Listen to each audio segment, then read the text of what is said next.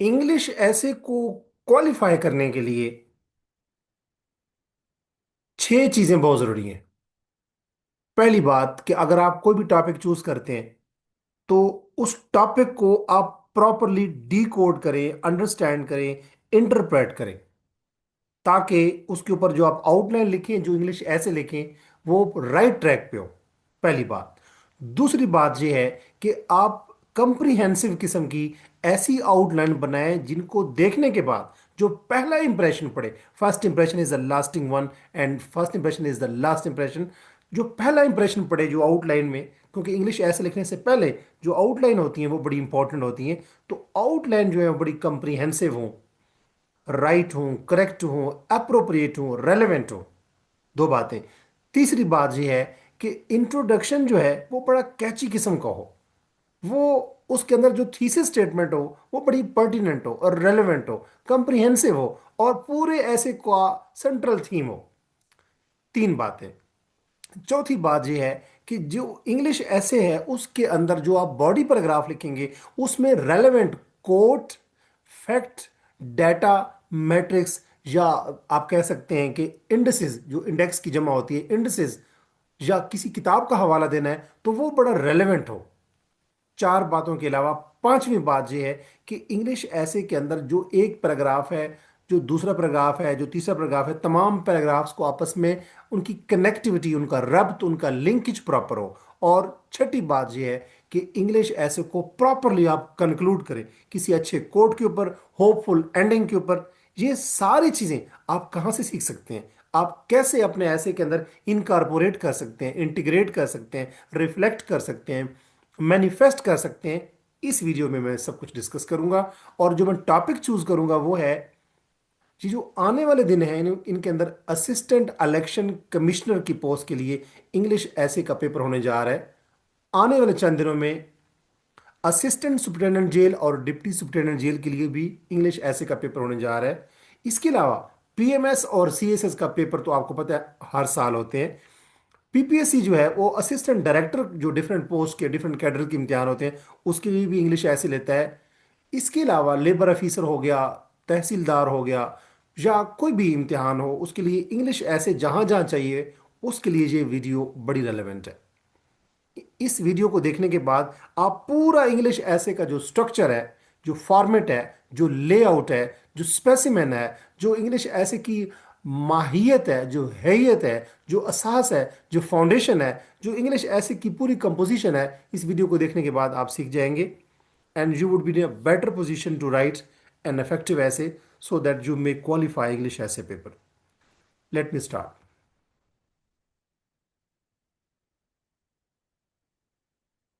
Topic जो मैं आज लेके आया हूं वो है, let me zoom it out, जी है topic electoral reforms and democracy in Pakistan. ये टॉपिक है। सबसे पहली बात कि मैंने अगर ये टॉपिक चूज की है तो मैं इसको कैसे मैंने इंटरप्रेट करूंगा। टॉपिक को समझें, पहले इसको डी कोड करें, डाइसेक्ट करें, अंडरस्टैंड करें, इंटरप्रेट करें कि इलेक्टोरल रिफॉर्म्स एक वेरिएबल है, एक कॉन्सेप्ट है, and future of democracy in Pakistan. Democracy दूसरी बात है, किस कहाँ के अंदर, पाकिस्तान। पाकिस्तान तो एक सेटिंग है कि पाकिस्तान के हवाले से ये ऐसे होगा। तो इस ऐसे के टॉपिक के अंदर दो वेरिएबल है, डेमोक्रेसी और इलेक्टोरल रिफॉर्म्स। मैं इस टॉपिक को अगर पाकिस्तान से बाहर लिखता हूं तो मेरा पूरा ऐसे, चाहे मैं जितना भी अच्छा लिखूं, it would be futile, it would make me, it would make me disqualified. अगर ये पूरा ऐसे पाकिस्तान की सेटिंग में लिखा गया है तो फिर अगर आप ये पाकिस्तान की सेटिंग को, पाकिस्तान के कॉन्टेक्स्ट को माइंड में रखते हुए लिखते हैं, तो दो चीजों के ऊपर आपने फोकस करना है। इलेक्टोरल रिफॉर्म्स को आपने नहीं छोड़ना और डेमोक्रेसी को नहीं छोड़ना, और इनको आपस में लिंक करना है। क्योंकि अच्छा ऐसे वो होता है जो बड़ा मजबूत होता है, यानी उसके अंदर जो वेरिएबल्स होते हैं, की वेरिएबल्स होते हैं, वो आपस में इंटरलिंक्ड होते हैं। तो आप जब भी बात करेंगे इस ऐसे के अंदर, जो थीम बनाएंगे, जो कॉन्स्ट्रक्ट बनाएंगे, जो आर्गुमेंट्स बनाएंगे, उनके अंदर इलेक्टोरल रिफॉर्म्स और डेमोक्रेसी को आपस में जोड़े रखेंगे। इन दोनों को आपस में जोड़े रखेंगे कि इलेक्टोरल रिफॉर्म से डेमोक्रेसी जो है वो पनपेगी, नर्चर होगी, ग्रो होगी, प्रमोट होगी। और पाकिस्तान के अंदर लिखेंगे। अब ये तो टॉपिक हो गया, यानी कि दो वेरिएबल हैं और पाकिस्तान की सेटिंग में पाकिस्तान सेंट्रिक कैसे है। मैंने इसके ऊपर आउटलाइन बनाई है। हर आउटलाइन में पहली हेडिंग होती है इंट्रोडक्शन। इंट्रोडक्शन की हेडिंग जब आप आउटलाइन लिखते हैं, कोई भी इंग्लिश ऐसे जब लिखते हैं, तो उससे पहले आपने आउटलाइन लाजमी ड्रा करनी होती है। CSS हो, PMS हो, PPSC कैसे हो, FPSC को, कोई भी हो।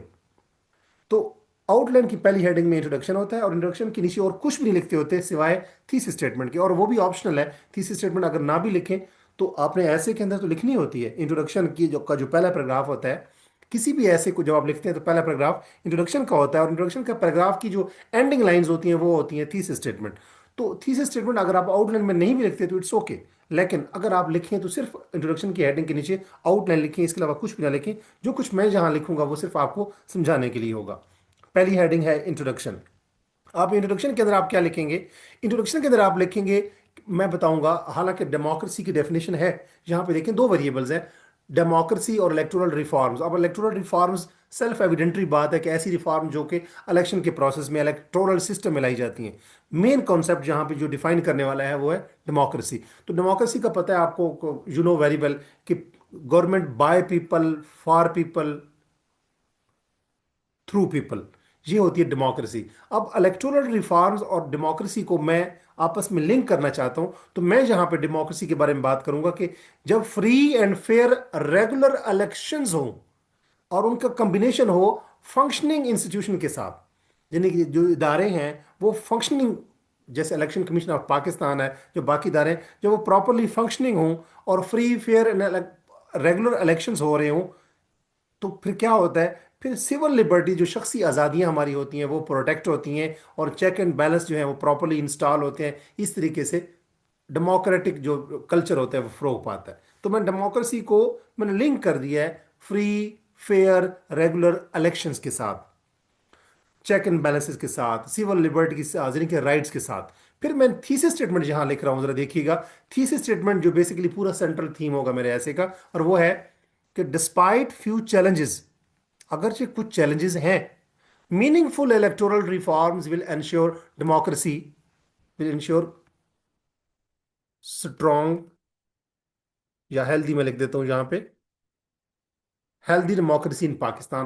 कि अगरचे कुछ चैलेंजेस हैं, लेकिन मीनिंगफुल इलेक्टोरल रिफॉर्म के जरिए पाकिस्तान के अंदर हेल्दी जो डेमोक्रेसी है उसको इंश्योर किया जा सकता है।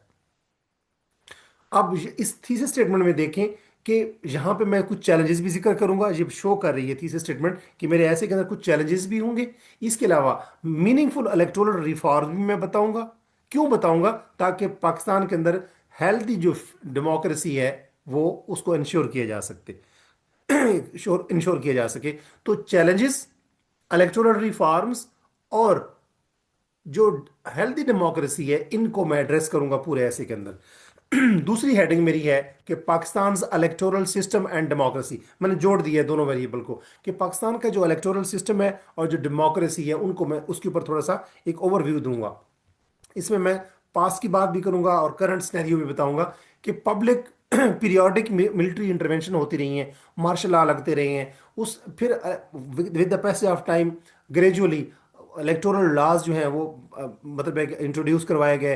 18th अमेंडमेंट आई 2010 में, आसिफ अली जरदारी जब पाकिस्तान का प्रेसिडेंट था। उससे जो इलेक्टोरल सिस्टम है और कुछ डेमोक्रेसी को मतलब है कि आप कह सकते हैं ग्रोथ मिली। फिर मैं बताऊंगा कि बार बार जो रिपीटेड डिसरप्शन होती रही हैं मार्शल लॉ के जरिए, मिलिट्री टेक ओवर के जरिए, और जो कुछ इदारों की जो वीकनेसेस हैं, जो इनके एडमिनिस्ट्रेटिव जो फेलियर्स थे, उससे क्या है, पार्टीज बनती रहीं, पॉलिटिकल पार्टीज पनपती रहीं, और जो वोटर की एक्सपेक्टेशन है वो बहुत कम होती गई।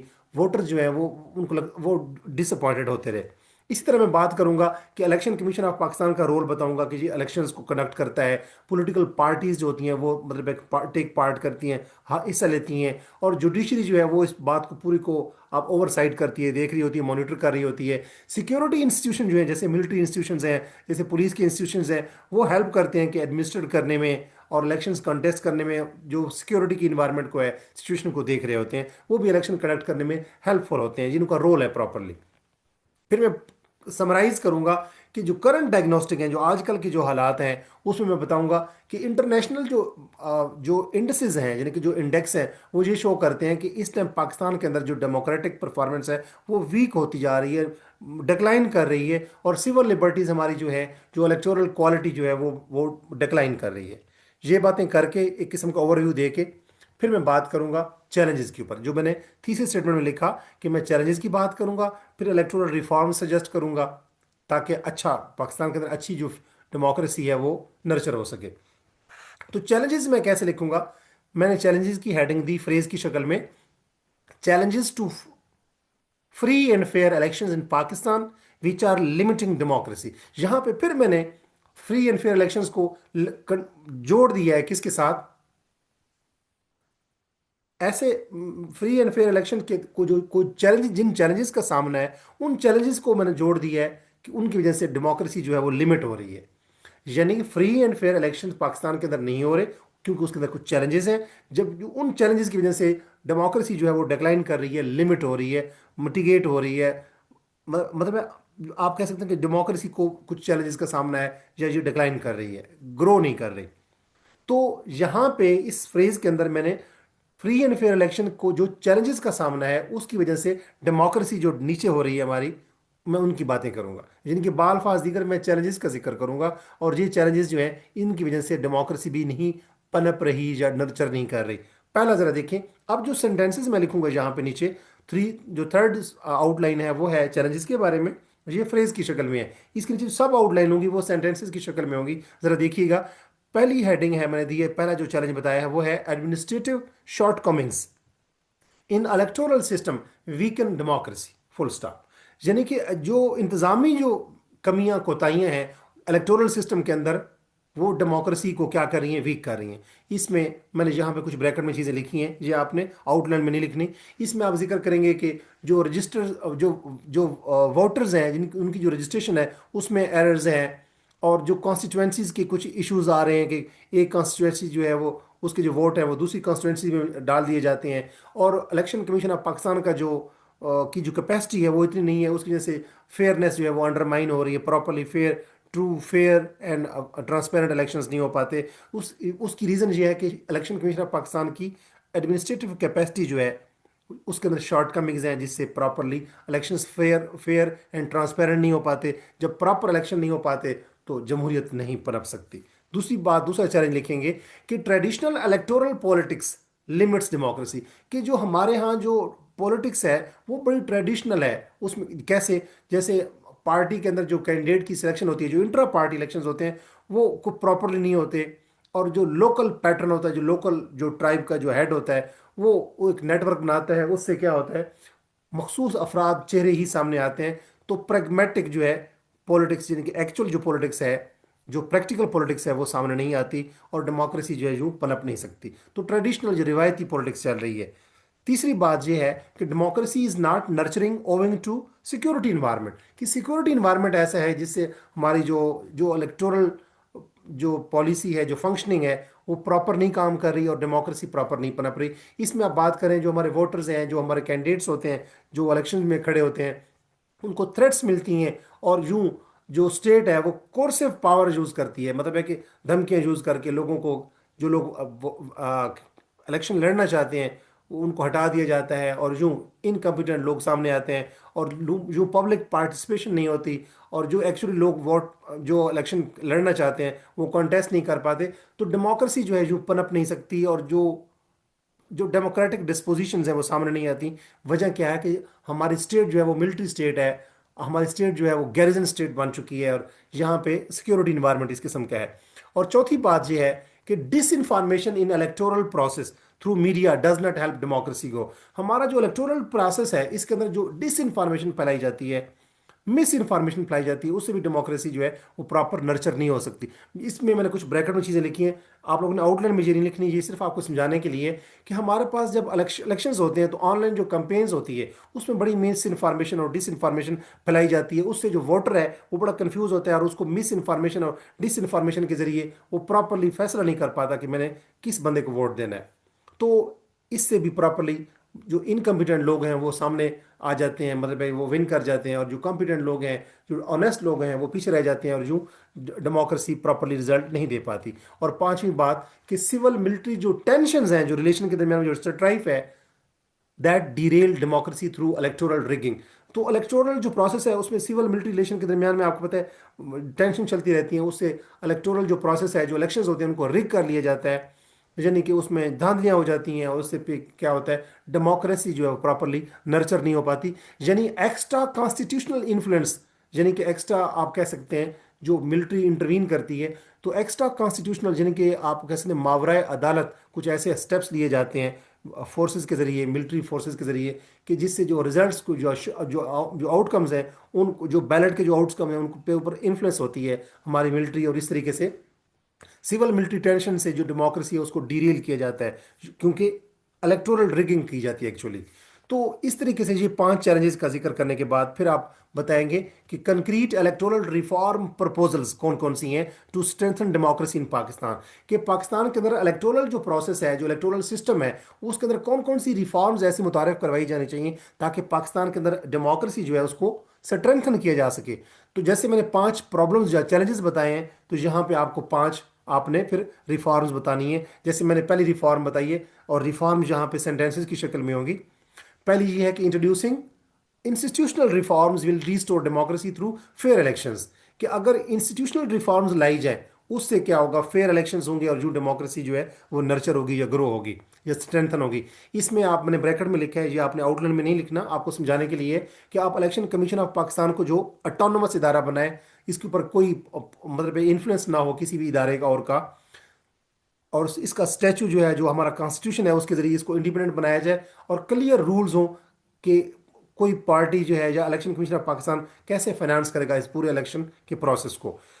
तो ये इंस्टीट्यूशनल रिफॉर्म्स बहुत जरूरी है। सेकंड बात ये है कि Pakistan is in need of administrative reforms in electoral system to set democracy back on track, कि पाकिस्तान के अंदर जो एडमिनिस्ट्रेटिव रिफॉर्म्स है उनकी शदीद ज़रूरत है, ताकि जो डेमोक्रेसी है उसको बैक ट्रैक पे लाया जा सके। अभी तो वो डीरेल हो चुकी है।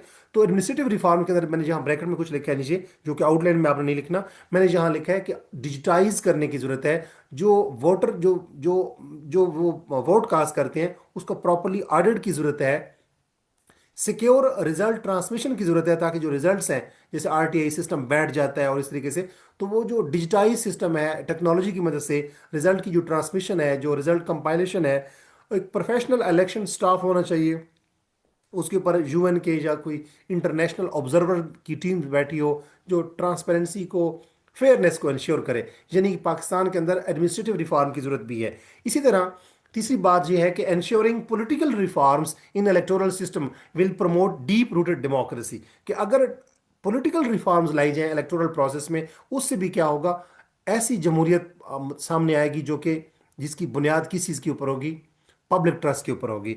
इसमें मैंने कुछ चीज़ें लिखी हैं ब्रैकेट में जो आपको समझाने के लिए, आपने आउटलाइन के अंदर इसको नहीं लिखना, सिर्फ आपने ये लिखना है जो मैं 4.1 4.2 4.3 पॉइंट्स बता रहा हूँ। तो आपने इंट्रा पार्टी जो डेमोक्रेसी रूल्स हैं, इनकी पार्टीज के अंदर भी, पॉलिटिकल पार्टी है, पाकिस्तान पीपल पार्टी है, पीएमएलएन है, या पीटीआई या कोई भी जमात है, उसके अंदर ऐसे इंट्रा पार्टी इलेक्शंस होने चाहिए, ताकि उसके अंदर जो डेमोक्रेसी है वो पनप सके।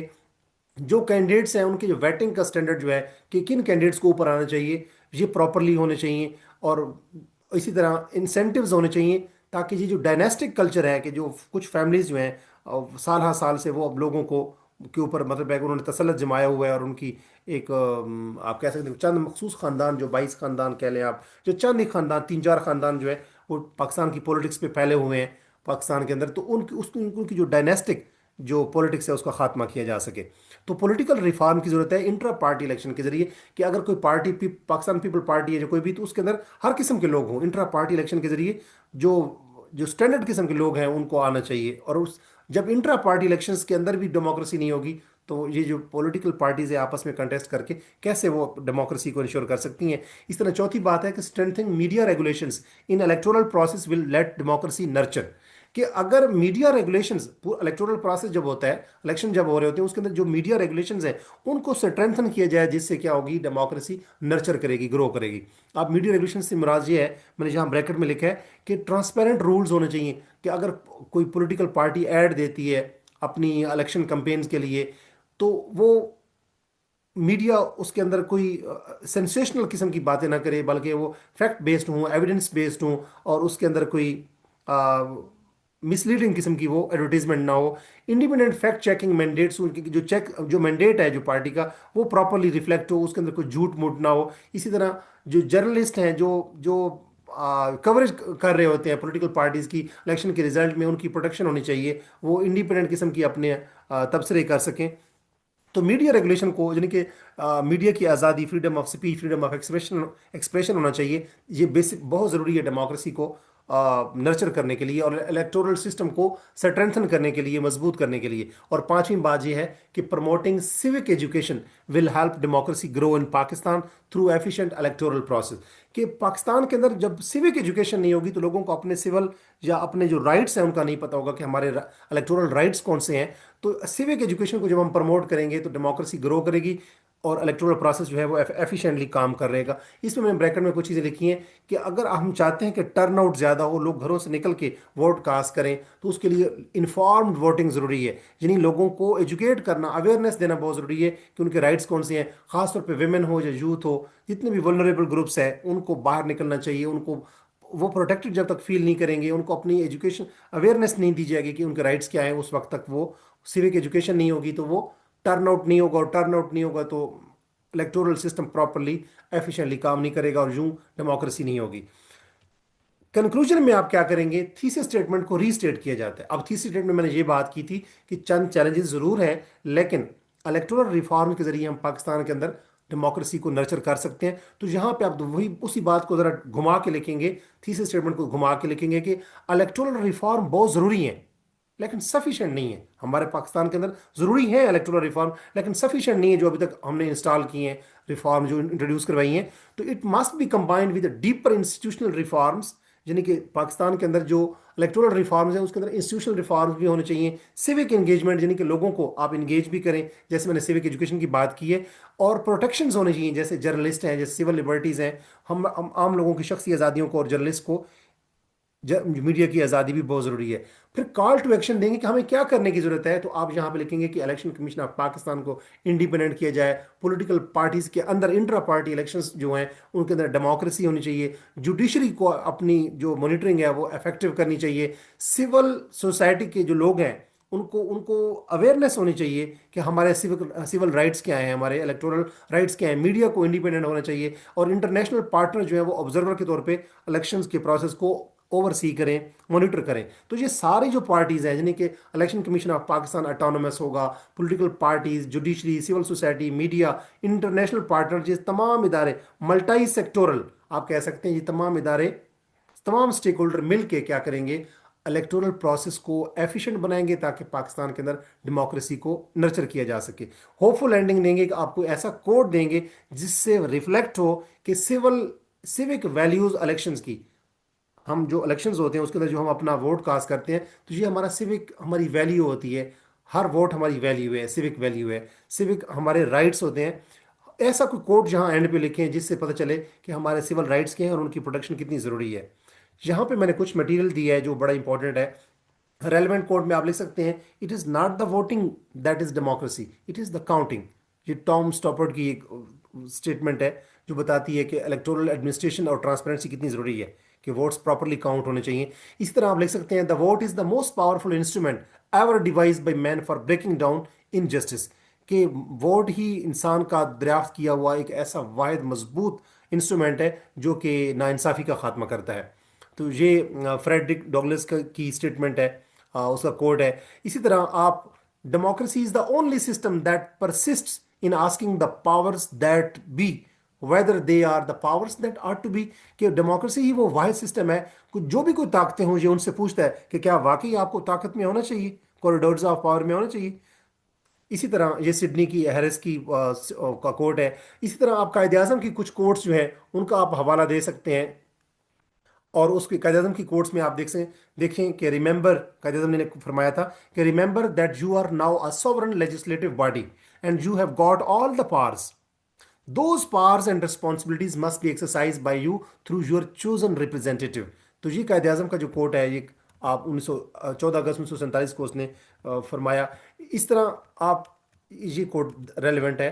इन कोड्स में से कोई कोड आप यहाँ पे, कायदे आजम का कोड मैं रिकमेंड करूंगा। और एक जो कोड है, एक और कोड जो था, the vote is the most powerful instrument ever device by man for breaking down injustice, ये बड़ा रेलेवेंट है। ये आप ऐसे के अंदर आप किसी पैराग्राफ में लिख सकते हैं जहां आपको जरूरत पड़े। इस तरह इन दो किताबों का हवाला जरूर दें। Pakistan paradox, instability and resilience, ये किताब है क्रिस्टोफर जेफलर्ट की। इसके अंदर पॉलिटिकल कॉन्टेक्स्ट बयान किया गया पाकिस्तान का, सिविल मिलिट्री रिलेशन, जो जो कॉन्टेस्ट, जो उनकी टेंशन चलती रहती है, उसका बताया गया है। और long term drivers of democratic performance, कि पाकिस्तान के अंदर डेमोक्रेसी कैसे पनप सकती है, डेमोक्रेसी के ड्राइवर कौन कौन से हैं, इनके ऊपर बात की गई है। इस किताब का हवाला दें।